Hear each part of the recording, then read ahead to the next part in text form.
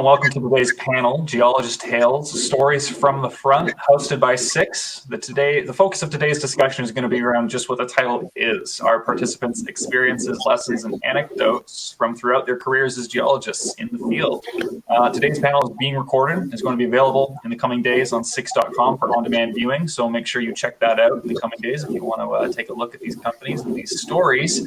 But with that, I'd like to introduce our speakers for today. From Gold Island, we have their CEO and director, Adrian Fleming. From Lavras Gold, we have their president and CEO, Michael DeRose. From Gold Shore Resources, we have their vice president of exploration, Peter Flindell. And from Kiboko Gold, we have Ivor Jones, their vice president of technical services. Gentlemen, I want to thank you for coming on today and participating. I hope the conversation is good and to the attendees' liking. But to begin with, I want to go around the room, basically just introducing yourself, introducing the company you work for, the project that you're currently at, just to give everyone a bit of a sense of, who we're all talking with. But Ivor, I want to pass things over to you to begin on this. Yeah, hi. My name's Ivor Jones. I'm a Vice President of Technical Services and Project Development at Kiboko Gold. We have a project in Quebec, in Amos, which we're working on the Harricana project. And the Harricana project is a project that's been around for a long time, since the 1940s. A couple of shafts have been sunk on it, and we got the opportunity of consolidating the land package and exploring it using more modern techniques and evaluation techniques for dealing with coarse gold. So our gambit, I suppose, is we have something like 1,000 drill holes that have been drilled into it, and we're going back and reevaluating it using more modern techniques.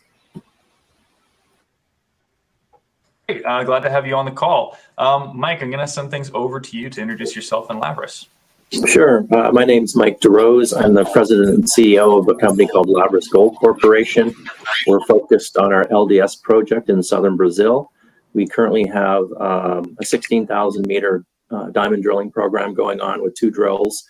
We have about 1 million ounces of 43101 compliant gold resources so far on our property, and we've announced 2 discoveries, one at a target called Zekasuza, another one called Matilje, and stay tuned. We think I have a lot of good news to come in the future. Wonderful, thank you for that. Peter, over to you. Yeah, hi, I'm Pete Flindell. I'm VP Exploration for Gold Shore Resources. We control the Moss Lake Gold Project about an hour to the west of Thunder Bay in northwest Ontario. It was a project that was developed by Noranda in the 80s and the 90s, and very selectively sampled.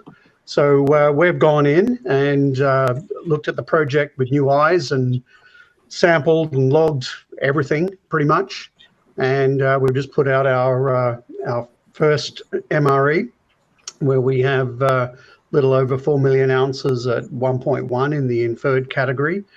And from our perspective, we see the project going to 10 or 15 million ounces at the end of the day. But for Gold Shore, we're looking at the gold contained in high-grade structures, which in our current pit shell is around about 2.2 million ounces at 2 grams. We see that expanding, and we see that being phase 1 of a much larger project. Awesome, Peter. Thank you. And over to you, Adrian. Morning, Cam. Thanks for the opportunity to participate in this panel. I'm an Australian geologist, and I've been involved in the exploration space for, I think it's more than 4 decades now. And as often is the case with exploration people, you get to travel the world and work in a lot of different jurisdictions. Currently, I'm the CEO of a company called Gold Island Inc. We're working in Newfoundland. Fairly early stage projects. We've finished about a year and a half of exploration there, and quite a lot of our results from the last part of this year's program we're still waiting on. I'm also, for my sins, a director of 3 Canadian-based junior companies, Naya Reunion Gold working in Guyana, Precipitate Gold currently working in Newfoundland, and Strike Point Gold, which has an interesting two projects in the Golden Triangle of British Columbia. So I'm looking forward to spinning a couple of tales of interesting experiences I've had in different parts of the world during these many years of wandering around the desert, the jungle, or in the Arctic. Thank you. Oh, absolutely. Adrian, I'm going to pitch it right back to you with the first question. And we're going to go around the room again with this one, but just get a bit more in depth. I think it'd be interesting to hear about how each of you, well, first off, were attracted to geology in the first place. And if you could walk us through your career. I mean, Adrian, you're just talking about all the places you're walking around the world in. And I know some of you know each other from the past. But how'd you get started? Where have you been? How are you where you are now? Adrian, and I'll kick it right back to you to start. Thanks. I, in my early childhood, was living in Central Australia near Alice Springs.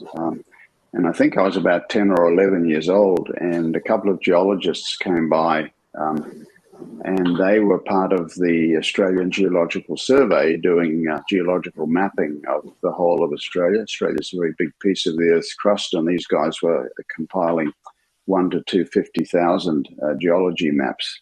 So they called by to talk to my dad and get some directions as to whether they could get down to an area to the south of where we were living.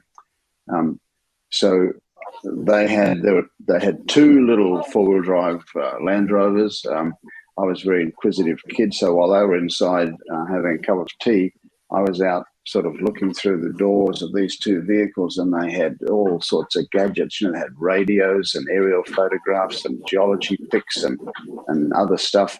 I was captured. That was it. I said, you know, I just had to be part of this kind of craziness. I didn't really know what they were doing or what they were up to, but all the toys they had there was, I guess, what attracted me. So when I finished high school, I went to university in Adelaide, did geology. My first job, fortunately, was with a small Sydney-based company, and quite quickly, because I'd grown up in the bush, they figured I'd probably be able to cut it in the mountains of Papua New Guinea. So my early career was in New Guinea, looking at copper and then subsequently gold projects, and then since then with a number of different companies in different parts of the world. And very fortunately, I have been either a part of a team or the leader of a team that has made some quite interesting discoveries. I think the biggest one, Porgera in the highlands of Papua New Guinea, Gross Rosabel in Suriname, Big Bill in Western Australia, and just a few others. So once you've made some discoveries, and you know, exploration is searching for treasure. So once you've made a couple of discoveries, it's an addiction because, you know, the next one might be really big. No, absolutely. Fair enough. Peter, what about you? Well, just a similar outback story. I'd already traveled a lot as a young lad because my dad was in the Navy. So I'd already been to New Guinea and England and all over Australia by the time I was a teenager.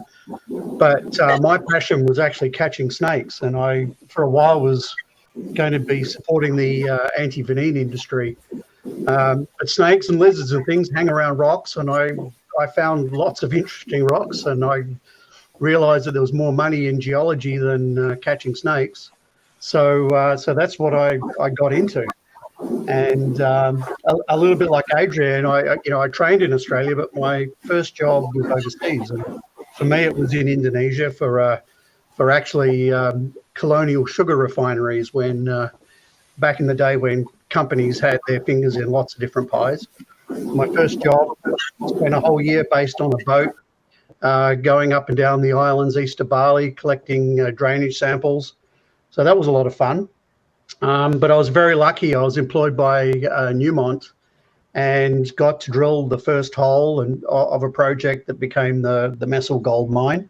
So I was part of the team that took that through, the drill out, resource models, feasibility, production. And then also got involved with the Batu Hijau team and the early resource and feasibility work on that. And I kind of liked all the different mindsets that come together with building a project. You know, the right brain versus the left brain guys. and got really interested in the diversity of thought, and so that led my career through all over Southeast Asia, China, Central Asia, Middle East, West Africa, Central Africa, Western Europe, Central America, to the point where here I am in snowy Thunder Bay. Okay, fair enough. Absolutely. Making your way to Thunder Bay. Mike, what about you? I have a bit of a different path in some respects, but I got interested in geology as a young kid. I grew up in a little town outside of Ottawa, and I sort of forgot about it, but my father showed me this kind of rock collection that I had put together when I was about 10 or 11 years old. But as a child, I really enjoyed the outdoors a lot. I enjoyed canoeing and camping and that sort of thing in the Ottawa Valley area. And that really piqued my interest in sort of trying to get a career that was sort of outdoor related. And I was always also very interested in sciences. And, in high school, in Canada at least, when I was going through high school, they really didn't have geology per se, but they had things like physics and chemistry and biology and so on. And somehow or another, I thought I was really good at physics. And so I thought I was going to somehow do something related to physics. And then as I started looking at that, I saw something called geophysics. So I thought I was going to do geophysics. And then I remember, I think it was the University of Ottawa had this open house, and it was in the geology department, and you could visit, various departments. And I remember specifically going into the geology department and just blown away by the rock collections and mineral collections and all of that. And I knew right away that's what I wanted to do, sort of a science degree, but related to something I could do in the outdoors. And when I was doing my undergrad degree, I was very, very interested in economic geology, so the geology of mineral deposits. How does a zinc deposit form? How does a gold deposit form? How does a copper deposit form? And so on. And the course was called Economic Geology. And I sort of understood the geology part, but I didn't understand the economic part. And I had two siblings that did business degrees, and they thought I was the nut bar for studying rocks. And as I sort of pursued more the economic dimension, I realized what I was really interested in was something called mineral economics. So I ended up getting really interested in trying to understand how to develop really efficient exploration programs. I did my master's degree in exploration economics at Queen's University with a fellow by the name of Brian McKenzie, who's quite a well-known mineral economist, and did my thesis related to a company that I worked with, looking at how much they spend looking for deposits, what did they find, what did it cost to build them, and what were the return characteristics like from that. Then I sort of finished my schooling with a degree in environmental engineering out of McGill, because I knew that the environment was going to be a topic that would be very something that people would be very interested in, especially as it relates to something like mining and the extractive industries. Anyway, from there, I ended up working as a field geologist in regional exploration programs, detailed mapping, running drilling programs, geochemistry, geophysics, and so on. And I eventually somehow stumbled onto Bay Street and worked as a mining analyst. And my job really was to look at the junior exploration companies and, really try and find the next gold strike. That was my sort of mandate, which was not an easy task. But it took me around the world, met a lot of wonderful people all over the world. Africa was opening up, Asia was opening up, Europe was opening up, Latin America was opening up. So I had a chance to visit a lot of mines and a lot of geology and see a lot of rocks. And that was really the culmination of my career. So. All right. And Ivor, over to you. Well, I guess, you start off with your passion. And when I was a child, I lived in New Zealand for a while. And we used to, my dad, he was nothing to do with mining, but one of the things we used to do on the weekends was go out and we'd often do a bit of fossicking around for jade and enjoyed that sort of time together. But I never really considered geology as a career until I didn't think there was any money in it or any future in it for me. So I started off down another passion of mine, which was wildlife, and I was going to be a zoologist, marine zoologist. And after the first year, I looked around me, and my tutors were all had master's degrees and were doing PhDs so they could get their first job counting toads in the desert with not very much money. And I thought, well, I've got another 10 years here as a zoologist, or maybe there's another pure science around. And I looked around and I saw geology, and my brother-in-law at the time was a geologist, and he said, why don't you try geology? And I thought, Yeah, why not? So I had a look at it, and I just fell in love with it, and that became my future. For a variety of reasons, I started doing my degree part-time and got married, had kids, blah, blah, blah. And I was in the oil industry. It was like back in the early 80s. And the oil industry at that time wasn't going particularly well. And it didn't look like a good future for me. So I jumped ship and did something more interesting, which was hard rock geology, and started work in mining and a bit of exploration. And then I did my master's degree in resource evaluation and started going down that path. And then I got really busy and I started working all over the world. I worked in nickel mining. I worked in exploration. I worked in consulting and resource evaluation. And I was, after a while, I was working at Snowdon. They moved me to Africa for a while, and I worked there, and then back to Australia. Anyway, let's just say, when you're a geologist, the world is your plate, and you work from it, and you end up in, I don't know, I think I've worked in something like 60 different countries now. A few years ago, I decided that Australia really wasn't the place for me to continue my work. Another Australian geologist, and I moved on, and I based myself out of the Caribbean. I do a lot of work in Canada, Europe now, Brazil as well. About 3-4 years ago, 5 of us founded Kiboko. And the basis of Kiboko was, as I said before, our little exploration project in north of Amos. And it's kept me entertained, kept me excited, and sometimes not so excited. But when it starts snowing, it's not exactly Caribbean weather, but it's a good place to work. And so I've just it becomes a passion, and my passion is my work, and I love doing my work. It's really interesting to hear from each of you that a lot of little children saying, "Oh, that's a shiny, cool toy. I'm gonna make this my life." It's really interesting to hear that you each kind of have a similarity there. We're talking about geology in the field, and you've all traveled the world, but I wanted to start off with what are some considerations you have to take into account being in the field that certainly don't make it into the corporate presentations, but could you maybe talk to the audience, maybe talk to me about what's a day in the life actually being on a project, being on the ground when you're working, that you guys would actually know about. Anyone wants to share anything, please go ahead and take it away. Well, I can start if you like. I was running a small exploration project in the bushveld in Africa, and you never know what you're going to come up with on a day-to-day basis. You can be sleeping in a tent, or you can be sleeping in a portable hut. And one of our drillers woke up one afternoon. He was on night shift and woke up in bed, not really knowing what was going on, but something disturbed him. And he sat up, and there's a cobra sitting on the other end of the bed. And it was only a wrinkle, so it didn't kill him, but it gave him a nasty bite, and it gave us a nasty shock too, because we were busy running around trying to get him into a hospital. But you never know what's going to happen on a day-to-day basis. So it's a challenge. You have challenging environments and challenging conditions, and you could be in northern Queensland 53 degrees Celsius, and next week you could be in northern Canada at minus 35. Yeah, I find that it's not just geology.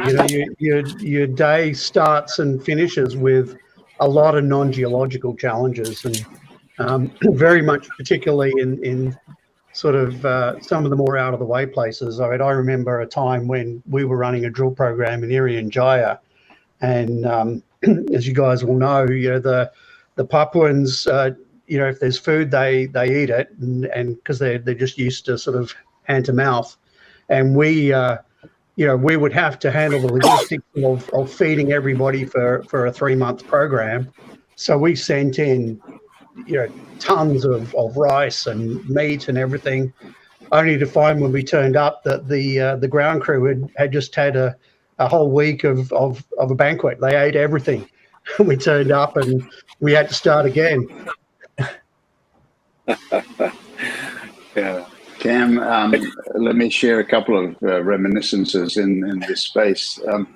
Generally, when you're in the field, you're in some form of temporary accommodation. And in Queensland, for instance, because it rains very infrequently, you have a small bed, probably a folding bed, that you can just open up and put it under a tree and hop in your sleeping bag, and you hope the creatures won't join you in your sleeping bag.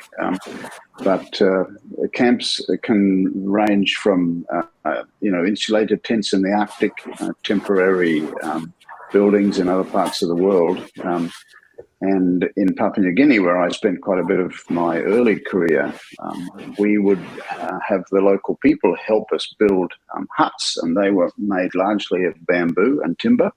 They were quite similar to the huts that the local people would have in their villages, and they could be erected quite quickly.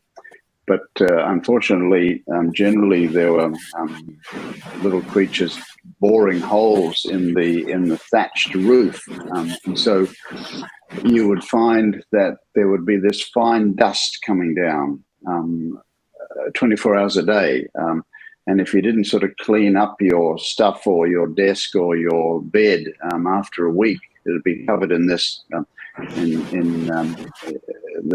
material that these animals had been chewing up, and probably quite a bit of fecal matter with it as well. So it takes a little bit of toughness to get used to trying to live and sleep in less than totally comfortable conditions. But I think quite quickly you get used to it, and like a lot of people, I developed this ability to just switch off and go to sleep fairly quickly, because otherwise you'd be lying there all night thinking, I can hear this crunch, crunch, crunch, crunch going on above my head in the thatch. No, fair enough, absolutely. Yeah, I have a good story. I was working on a reconnaissance exploration program in the Northwest Territories here in Canada, and it was all helicopter supported and large scale mapping. So we would try and map something like 8 to 10 kilometers a day. So the routine was we would get in the helicopter in the morning, we would fly our line that we were supposed to map, and we get out at our start point, and then we'd walk towards where we're going to get picked up at the end of the day. Of course, being up in the Northwest Territories, north of Yellowknife and the Barren Lands, the big risk is grizzly bears. And so, you look around to make sure you didn't see any. But of course, when you're out there for 7 or 8 hours and waiting for your helicopter to pick you up at the end of the day, there's always a risk. So, of course, one day we went out and we got dropped. We flew our line, we got dropped off, and me and one other guy, and we started mapping the rocks. And of course, within about 20 minutes, I hear a shout from my associate. And he said to me, he says, Mike. I look up, I go, what? He points out, he says, a bear. So there's this barren land grizzly bear about 30 feet away from us. And we're going, oh my God, what are we going to do? And in terms of safety, they gave us whistles, and they said, well, if you run into a bear, just blow the whistle, and that'll startle the bear and it'll run away. And I'm like, well, I didn't know where my whistle was, truthfully, but we thought quickly. We had these flare cartridges, so we just banged a couple of those off, and it was enough to scare the bear off. But of course, this was right in the beginning of our day, and so we had about 8 hours of waiting for that helicopter. And let me tell you, it was the longest 8 hours of my life, I think. But anyway, that was one of my stories from the field. Improvisation and a thick skin, it sounds like, is the general theme. We have a question actually already in from Russell in the audience, and he was wondering specifically what pathfinders do you use to indicate that you're in the right area for prospecting?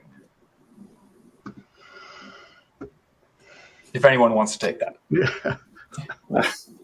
Go ahead. Let me try and make a comment.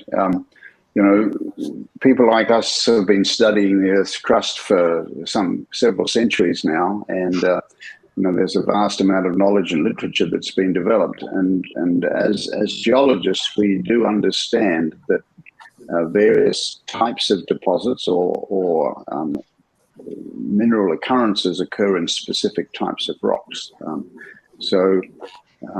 Often with exploration, particularly if you're involved in very early stage or what's called greenfields exploration, and you're looking for gold, you're probably going to go to what are called greenstone belts, which are groups of rocks formed quite a long time ago because they are prolific hosts to gold mineralization. If you're looking for zinc and lead, you would be looking in other types of rocks. But a lot of exploration, we look to see where deposits have already been found. And there's a saying that the best place to look for a mine is within sight of an existing mine. Fair enough. I'm going to be the cynic, Adrian. While there's a wealth of knowledge out there, it's forever growing. And the one thing that I've learned as a geologist is generally we're wrong. And our job is to be less wrong tomorrow than we are today. And I find that what that does is it creates a healthy attitude of learning from mistakes.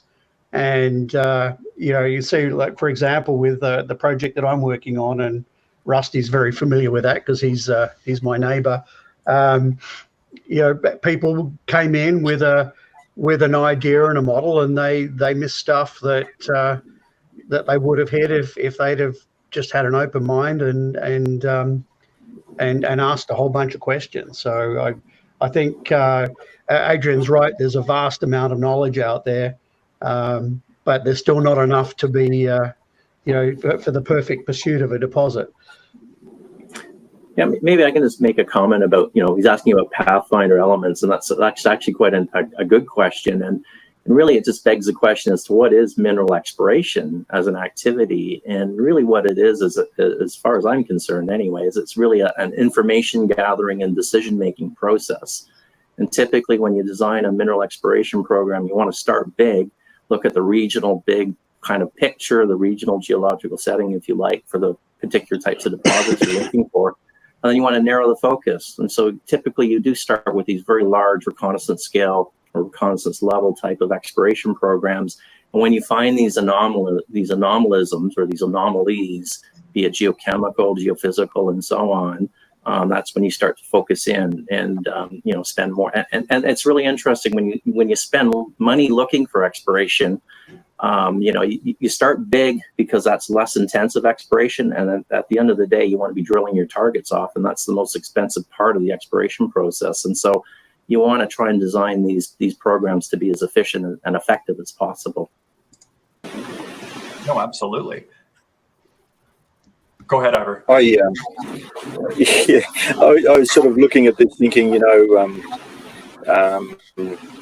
when do you find something? When do you know you found something? Because just because you found something doesn't mean you found something, if I can put it like that.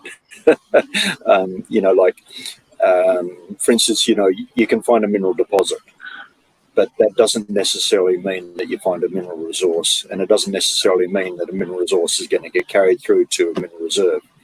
And it doesn't, even though you have a mineral resource, a mineral resource can either be overvalued or undervalued and not be a really good representation of a mineral deposit. So you can end up spending a lot of money and not reaping the rewards that you were looking for.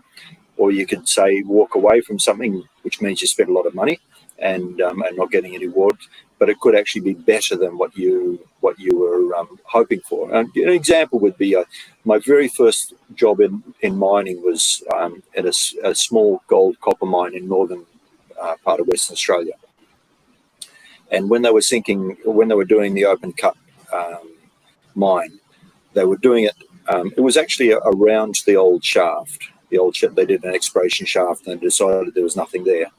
And when they were digging the mine, they saw that the mineral deposit, the good copper mineralization, was something like 1 foot away from the shaft.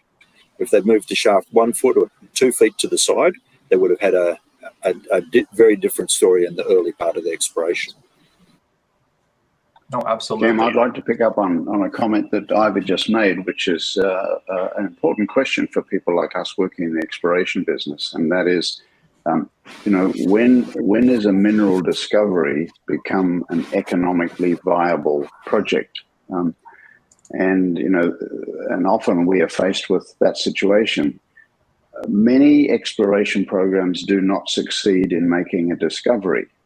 But many exploration programs succeed in finding some amount of mineralization. And I've, for instance, been in a situation on a number of occasions when we've done our work systematically, we've defined drill targets, and then we've put some drill holes into those targets, and then because of weather or the end of the year or whatever, we've completed that phase of work. We've got all the results back, and we sort of get together with management, investors, various other people, your advisors, and look at the results that you have to determine what to do next. And often the results they're not terrific and they're not terrible. And so you've got this decision to make. Well, do we continue? Is there something else that might be here that we've missed, or have we given this thing a best shot, and is it time to pack up and move on to another project? And a great fear that we have, I think, as exploration people, is that, okay, you've done your work, it's not terrific, it's not terrible, everybody's agreed, no, this one's not going to make it, let's move on to something else. You worry that somebody else is going to come along after you, apply some different thinking, or go to another location, or as Ivor was saying, just a foot away, and actually find the viable deposit that you missed. That's the beauty of the industry. And if I could just expand on that, those questions are sometimes not answered by geologists. Sometimes it's the metallurgist or the engineer. I've worked on a lot of projects doing reconciliation between grade control models in a mining scenario back to the resource model, only to find that a decision that was made very early on by a well-meaning geologist directed the mine down a certain path that wasn't optimum. And I find our industry could really benefit by having a lot more cross-pollination of ideas, with people of different disciplines, and and even just within geologists, guys who worked in one type of geology and can ask some very good questions that people in other geologies have not considered. Oh, 1 second, Mike, you're just muted. Oh, go ahead now. Yeah. Yeah, I was just going to say, just to sort of elaborate a little bit on the conversation, I think it's really fascinating. But what people need to understand with respect to the mineral exploration side of the business is it's a very high risk, high return sort of industry. And, to pick up on Adrian's point, what he's talking about is what we call discovery risk, which is that, we can have a technical success, we can find a mineral occurrence, but it doesn't necessarily mean it's going to be an economic mineral deposit at the end of the day. And some of the empirical results that I've seen in this whole subject area is that something like 1 in 400 or 1 in 500 mineral occurrences will ultimately become an economic deposit. And then when you look at that population of economic deposits, there's a very skewed distribution of returns. So in other words, you get a high concentration of value in a few, what we call multi-billion-dollar type of discoveries. And so the chances of you finding an economic discovery are actually quite low, and then the chances of it being one of these multi-billion-dollar type of discoveries is actually very low as well. So there's a very skewed distribution in return characteristics in geology, and it really just reflects Mother Nature. And it doesn't matter if it's gold or copper or zinc or nickel; it's just the way it is. And so when you're designing your exploration programs, exploration geologists really need to understand the economic dimension, not just the technical side. And I find what's happened, maybe it's changed, but when I was going through it anyway, a lot of fantastic technical geologists in terms of understand the rocks, but not understand the economic dimension. And so one of the things that I think geologists could learn from in terms of knowing when to walk away is just to understand whether or not this project has a hope of making it as an economic mine. And that takes experience, but it also takes a knowledge of just understanding what is the mine and what makes it work. So And Mike, sorry if I can just add to that. The discovery story of Telfer, I think, is a case in point. That used to be an interesting copper project known as Fanny Hill, and no one assayed for gold. Yeah. And they spent a lot of time on it. Then some bright spark said, let's assay for gold. I think his name was Dave Tyrrett, off the top of my head. And it became a huge gold mine. I think still going. Yeah, it is. Yeah, Telfer's a gold mine in the far northwestern part of Western Australia, in a very remote desert area.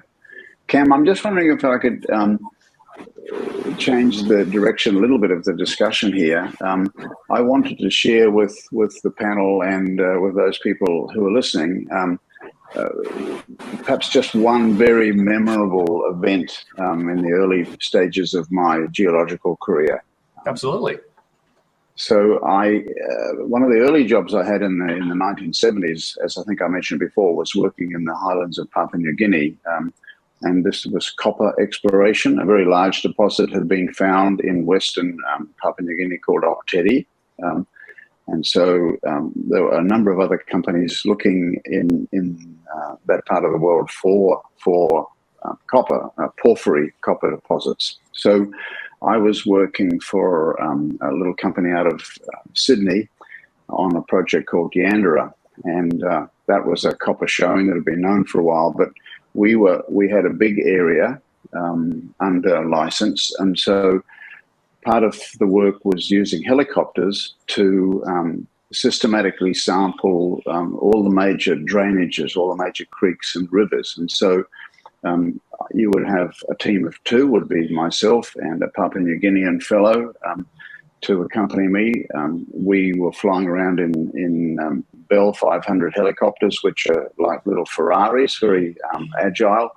The pilots were ex-Australian Army Vietnam veterans who were brilliant pilots. And so we'd plan where we were going to go each day. And so we had aerial photographs, and we'd mark all the drainages on them. And wherever there was two drainages coming together, we would plan to land at that junction and go and take a sample from each of the two tributaries, and then either walk across the ridge to the next river, or the helicopter would come back and pick you up and take you to the next point. Now, this part of New Guinea is extremely mountainous, and the erosion rate is very rapid. So if there was another deposit somewhere within those ranges, the chances are there might be bits of that deposit which were being worn down and carried into the river. So there were two jobs we had to do. The first one was to collect a sample of the silt from the river, called stream sediment sampling. And there was a particular protocol that you had to do to collect that sample. And then you would do a pebble count. So you'd stand by the river, in the river, whatever, and you'd look to count 100 of the pebbles in the river, and then make a little summary of what the different rock types were. And perhaps you'd even see a piece with some green or blue staining from copper mineralization. So we'd be flying along, and you'd say, well, can you put me down there? And so the helicopter pilot would, well, I can't put you down there, but we can just sort of hover here. You can hop out of the helicopter and walk up, and I'll be back in half an hour to pick you up. Helicopters are very noisy. In this part of the highlands of Papua New Guinea, there are many, many little villages. There's people everywhere. They're subsistence agriculturists, and on many occasions we would land and get our pack out and start doing our work, and then you would see these little brown faces peering at you through the jungle. So the first people that would be coming down to see, what was that noise and what's going on here, would be the children from the nearest village. And then a little bit later on, a few of the men would turn up. And this is the scary part, because these Papua New Guineans are extremely powerful, small people. And invariably they would have a bow, and the bow would be, these guys would be maybe 160 centimeters tall. The bow would be at least 2 meters long. They would have a whole bunch of arrows, and they'd be standing there frowning, looking at you, and you're thinking, boy, and they'd be chatting. I mean, you couldn't understand what they were saying, but clearly they were quite agitated by the fact that you turned up in their territory. And you'd be thinking, well, if one of those arrows, if he puts an arrow in his bow, this is worse than the grizzly bear. I could be history. And then lastly, some women would arrive, but they were extremely timid. They'd always have a baby on one arm. And so, but the sight, when you're trying to do your work and there's these strong, small people shaking their bow and arrow quiver, you're thinking, how many minutes is it before that helicopter's going to be back to get me out of here? How many more pebbles do I have to pick up? Absolutely. For sure. No, I mean, these are all really interesting stories for sure. Ivor, I wasn't sure if you were going to speak a little earlier, but if you weren't, we do have another question, and it's just kind of talking about, you guys have all mentioned how it's very, there's that little nagging tick, it seems like, if you don't strike it, right? If you don't find the thing, well, is somebody else going to walk in later and find it, right? Am I going to be the dope that missed this? But the question is effectively, all right, you're in that position where you're going, I really think there's something here, I'm just not finding it. Have you ever had to resort to any unconventional ways? Like, when do you break out the dowsing rod? Is there anything like that? I used to work in a small gold mine in Western Australia, and there's always people turning up saying, we can do this, we can go gold divining and all this sort of stuff. And I was working this one place, and my bosses decided that they would test this guy, so see how well it works. And we'd been producing gold. They took a 15-kilogram gold bar out, hid it under some trees out in the bush a little bit, and they took this bloke out, and he's looking around, and this Roger, do your work. Let's see what we can find. And he walked straight past them. So there's this guy say it works really well with water, but so far I haven't seen it work with gold or copper or anything else like that. There's nothing better than actual good geological evidence that I've seen. Yeah, I would agree. And I think this is why it's important for exploration geologists to get some experience working in a mine. It's a little bit like Mike's point of managing risk. If you know what an economic deposit looks like, you get a feel for the scale and where it's got to sit and all that goes with it, you're in a much better position to make a decision. And you won't be right all the time, but we've already agreed that we're happy to be wrong, so you move on to it. And I think in this regard, it's the teams that make mines are not just the company at that time. It's all the people that went before them. There's always somewhere in some old report, some guys mention something and other people follow up on it. That's why our industry is so much fun. Yeah, no, I agree with that. And I've kind of seen it on both sides. I was involved in a little discovery in Brazil a couple of years ago. We made a discovery called Pistino, and it was following up on some drill holes, 2 holes actually, that a previous company had drilled into this structure. And I went down, had a look at the core, and it was like, yeah, this stuff looks identical to a deposit that's now being built into a mine. And so it was simple. We literally said, okay, we think the structure is trending and striking in this direction, and let's just step out 50 meters and see what happens. And we hit the structure again, and we just kept stepping out, and there it was. It all kind of hung together.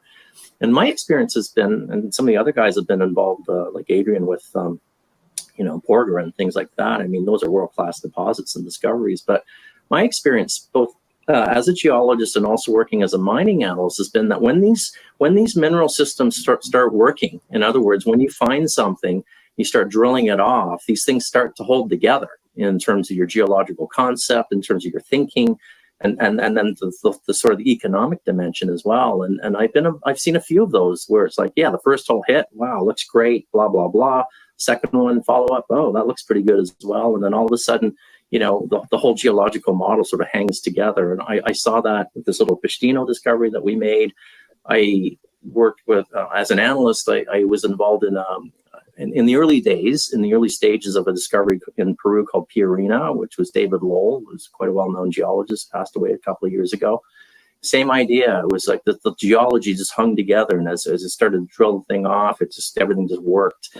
And so it just seems like when you find something and it works, it just, for whatever reasons, it just all hangs together. And when it's difficult and you drill a hole and you get some good results, and you drill another one, it's not so good, and can fall apart. I don't know. It's just, my experience has been that when they don't work, and people try to make them work, but they just won't work if they don't work, kind of thing. So just my I'd like to pick up on that theme from Peter and Michael, and let's talk about one situation that I was involved in where persistence, I think, and a little bit of thinking outside the box paid off.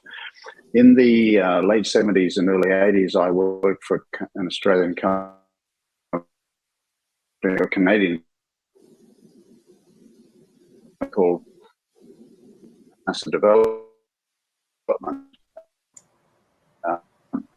And yeah, your connection is just a little slow right now, Adrian.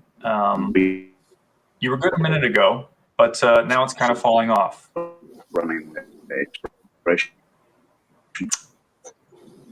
We finished a substantial drill on this whole system.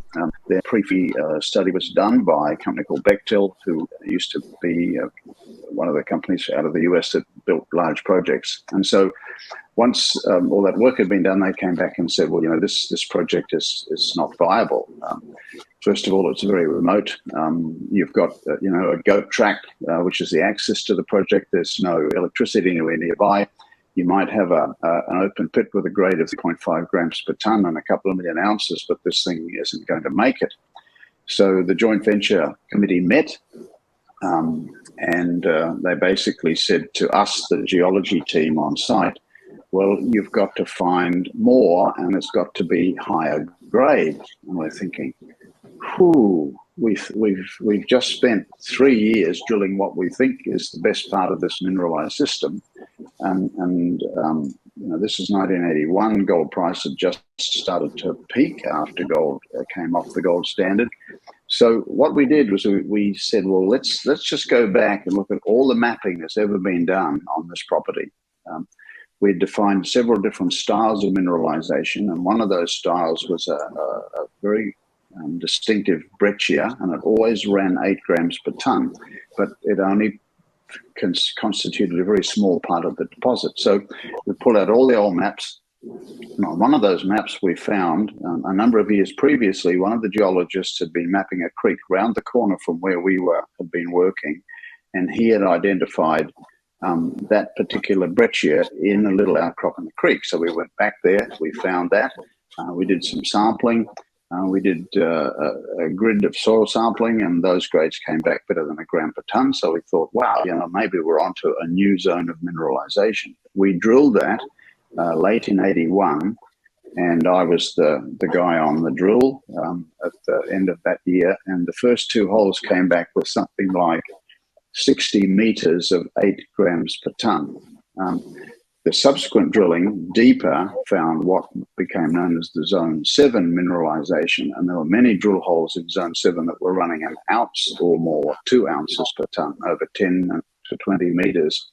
And so once that new zone had been found, totally separate from where we'd been spending all the money previously, that catapulted that project from something that was never going to make it to one of the biggest and most profitable gold mines on the planet. Persistence and lateral thinking, and just sticking with it and going back to look at all the evidence to see, well, what had we missed? Where we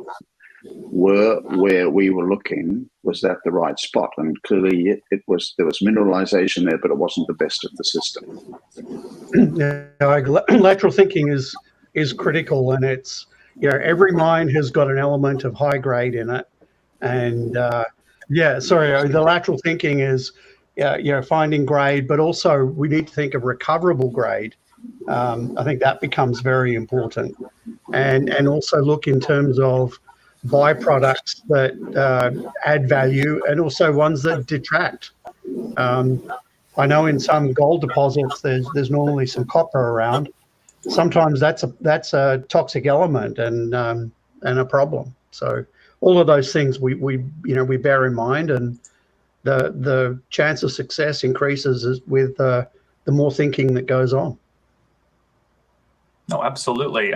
We've been talking a lot about, how communities, well, you've been all talking about, how you interact with your projects and communities that are surrounding them. But maybe we could talk about some experiences or ways that the industry benefits communities and the communities that you're dealing with. Yeah, I know from my perspective, I've worked in a lot of different countries, and you're always working with the local community. If only through employment opportunities. And I know I've worked on a lot of projects at sort of the feasibility development stage where the company has looked to develop supply industries from the local village. But I think in this day and age, we need to apply the same sort of lateral thinking that we do to geology to how we work with communities. They are an essential part of everything that we do.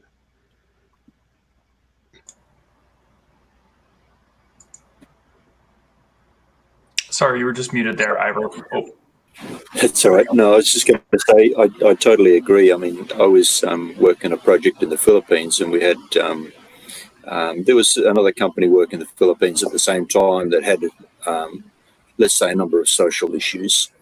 But what we found is that if we work with the community and we did everything with the community, with trying to involve them and engage them as much as possible in the work and the things that were being done, we would have no trouble. And I think at that stage there was something like 4 different groups who were active in a way that was not good for our business. Social groups and social responsibility type things. And we had no trouble at all. In fact, when I got there, the guys at the gate had guns, and I said, "Okay, get rid of the guns. I don't want to see any guns." And they said, "What happens if someone comes with guns and they want to attack us?" I said, "Well, you open the gate, let them in. What are they going to steal? They come in, they talk to the people, and there's nothing there for them, they'll leave. But don't try and fight them. Why try and fight them?"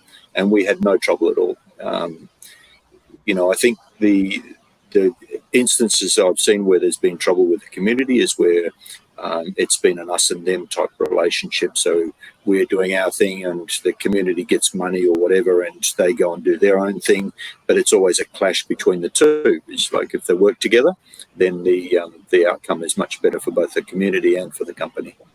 Yeah, Absolutely, it becomes a common interest. It is a common interest. I guess just talking about our company, Lavras, we're in southern Brazil, and in the town of Lavras, it's a sort of a farming community of about 7,000 people. So we set up an office in the local community. Our geologists are hired from the local community. All the field workers are from the local community, administrative staff, and so on. And so, we get a lot of positive feedback, and we get engagement from the community, and we're spending money and investing in them. We have good lines of communication so that the local people know what we're doing, what mining is all about, and so on. So it's a very important aspect of our strategy and our job, but I think, in this day and age, as Ivor was saying, it's very important to get the social license to, hopefully make an economic discovery and then ultimately build a mine, which is really the end game for all of us here. So, yeah. Cam, the other challenge, of course, is during the period that the mining operation is ongoing, there are many benefits that trickle down to not just the shareholders in the company, but the people that are in the immediate vicinity of where that mine is. And a very important consideration is how do you set up sustainable activities and businesses so that when the mine closes, that community suddenly isn't bereft because the immediate cash flow from the mining operation is not continuing. And I think there are a number of good examples of that. Teddy in Papua New Guinea is one where a lot of effort is continuing to be applied so that when that mine stops, when that deposit is exhausted, there will be activities in industries and infrastructure and housing and jobs for the people who've been involved and impacted and benefited from the many years that large copper deposit's been exploited. No, absolutely. And gentlemen, just as we're coming up on time, I do want to provide the opportunity for each of you to stand on your soapbox for a little bit, but maybe provide an opportunity as we wrap up to talk about the companies you're working on. Are you guys hunting a treasure, or have you found that treasure? What's coming up in 2023? So I'd like to go around the room just as we're wrapping up, talking a little about the future, talking about what's exciting, what's got you hooked right now. And maybe we'll just go on the same order that we started. And Ivor, I'll pass things over to you. Thanks, Cameron. Well, look, Koboko, we're a new company. We only listed in June last year. This year, beg your pardon. And as I said before, we've got a small gold project. It's been around for a while, but we're the first group to consolidate it into a reasonable land package. We have 1,000 drill holes in there. And out of those 1,000 drill holes, there's a relatively large number of intersections of reasonable gold grades. But the lack of a ability to verify those results under the NI 43-101 system has led us down to the path where we're involved in a large verification program. I think we've currently done something like 8,000 meters of RC and diamond drilling, which has presented its own challenges. RC in Quebec and snow and ice, and so we've been going down that path and evaluating it again, and we're waiting to see the results, and we're looking forward to to being able to verify that and work towards getting a mineral resource very quickly. So we think we've got something exciting to look forward to, and we hope that we're going to get a reasonable return for our investors as well. So you can watch us, and hopefully you will see some good results. Absolutely. Thank you for that, Ivor. Mike, over to you. Yeah, so Labrador Gold is also a relatively new company. We went public in April of this year, consequence of a spin out from a company called Amarillo Gold that was taken over by Hochschilds.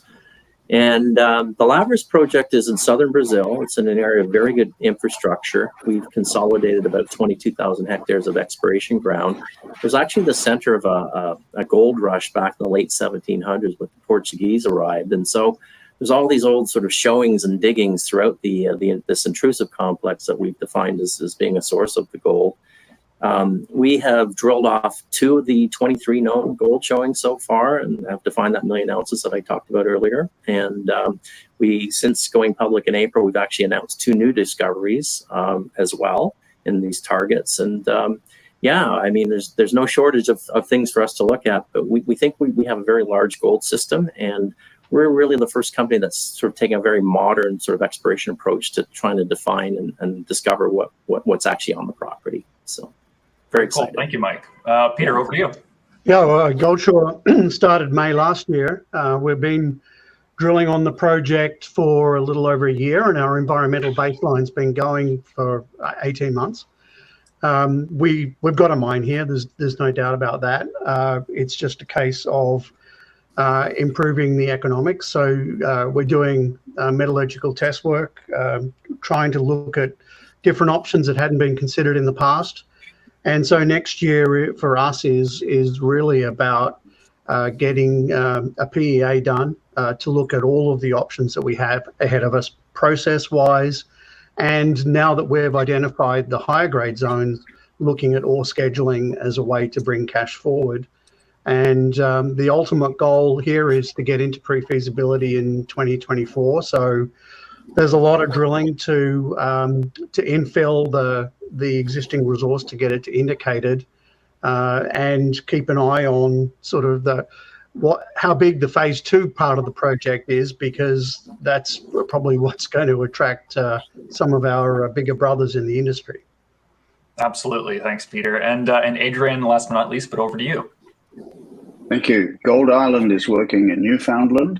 We're at the very other end of the spectrum from some of my colleagues on the screen here, in that we're doing grassroots exploration, very early stage stuff. We've got a large land package. We've done quite a lot of work, quite a lot of results still to come in. from the current field season, which of course is now over because the snow has come. We haven't started drilling yet, but we anticipate that we'll have some targets to put the drill on next year. And I also believe that we'll probably take Gold Island public in 2023. And Newfoundland is got some wonderful geology and hosts to orogenic style mineralization, and there's been some significant discoveries and developments recently. Orogenic deposits tend to be pearls on a string. There's at least 5 of them already been found or worked on there, and so I think there's a very good chance that some more is going to be found, and we hope to be one of the entities that make a discovery.